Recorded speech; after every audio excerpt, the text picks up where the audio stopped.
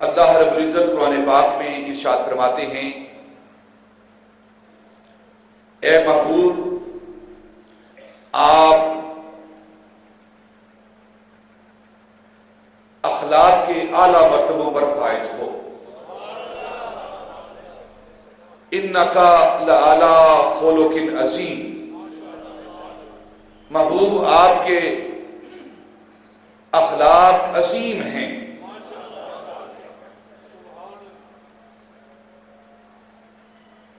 حضرت امام غزالی رضی اللہ تعالیٰ عنہ جو کہ 5ویں صدی ہجری کے مجدد ہیں، آپ فرماتے ہیں کہ انسان دو چیزوں سے مرکب ہے، انسان دو چیزوں سے مرکب ہے، دو چیزوں کے مجموعے کا نام انسان رکھا گیا ہے، ایک جسد اور ایک روح۔ الانسان مرکب من الروح والجسد، انسان روح اور جسد کے مجموعے کا نام ہے، مرکب کیا گیا ہے انسان روح اور جسد کے ساتھ، جسم کے ساتھ۔ جسم اور روح ان دونوں کا اپنا حسن ہے، ان دونوں کا اپنا حسن ہے۔ جسم کے حسن کو حسن تخلیق کہتے ہیں، حسن خلق کہتے ہیں، اور روح کے حسن کو حسن خلق کہتے ہیں۔ ایک ہے جسم کا حسن اور ایک ہے روح کا حسن۔ جسم کا اچھا ہونا، خوبصورت ہونا، حسین ہونا، اور روح کا اچھا ہونا، حسین ہونا، خوبصورت ہونا۔ جسم کے اچھے ہونے کو، خوبصورت ہونے کو حسن خلق کہتے ہیں، اور روح کے اچھے ہونے کو حسن خلق کہتے ہیں۔ اخلاق اچھے ہوں، اخلاق کا تعلق، اخلاق کی تعریف، اخلاق کا معنی، اخلاق کسے کہتے ہیں؟ بغیر ارادہ کے، بلا تکلف جو انسان کی خوبیاں ظاہر ہوں انہیں اخلاق کہا جاتا ہے۔ اخلاق کے اندر تصنع اور بناوٹ نہیں ہوتی، تکلف نہیں ہوتا، تکلف کر کے انسان اخلاق پیش نہیں کرتا۔ جس انسان کے اندر اخلاق ہوتے ہیں غیر ارادی طور پر ان کا اظہار ہوتا ہے،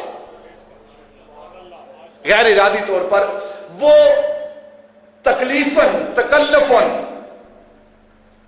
ارادتاً اس کا اظہار نہیں کرتا، اور یہی اخلاق کی تعریف ہے۔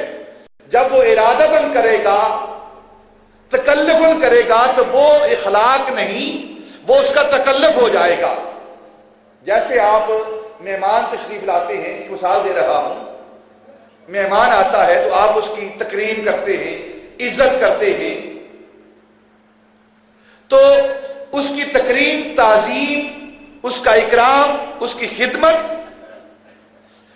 جو انسان جتنی حیثیت کا مالک ہوتا ہے، جتنے اخلاق کا مالک ہوتا ہے، یکمشت وہ اس کو اتنی عزت اور تکریم دیتا ہے۔ اور بعض دفعہ مہمان دیکھتا ہے کہ کچھ ایسے معاملات ہو رہے ہیں تو وہ کہتا ہے آپ تکلف نہ فرمائیے، آپ تکلف نہ فرمائیے۔ کیا مطلب؟ کہ جو آپ کے اخلاق ہیں اس کے دائرے کے اندر رہیے، جو اخلاق آپ کے ہیں انہی کو سامنے لائیے، آپ تکلف نہ فرمائیے، کیونکہ اخلاق کا تعلق ہی انسان کی روح سے ہے، اصل سے ہے۔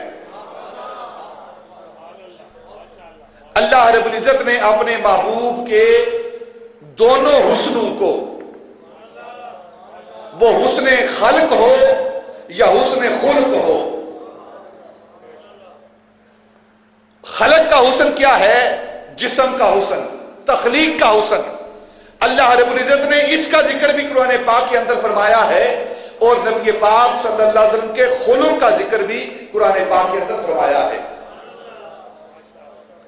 آپ صلی اللہ علیہ وسلم کی ذات بابرکات، آپ کے جسم کا حسن، آپ کی تخلیق کا حسن۔ جسم کا حسن کیا ہے؟ انسان کا چہرہ خوبصورت ہو، جسم خوبصورت ہو، آنکھیں دل نشیں ہوں، ماتھا ماجبین ہو، ہونٹ خوبصورت ہو، انسان کی گفتار خوبصورت ہو، رفتار خوبصورت ہو، چلنا پھرنا اس کا خوبصورت ہو۔ یہ اس کا ظاہری حسن ہے۔ اور باطنی حسن کیا ہے؟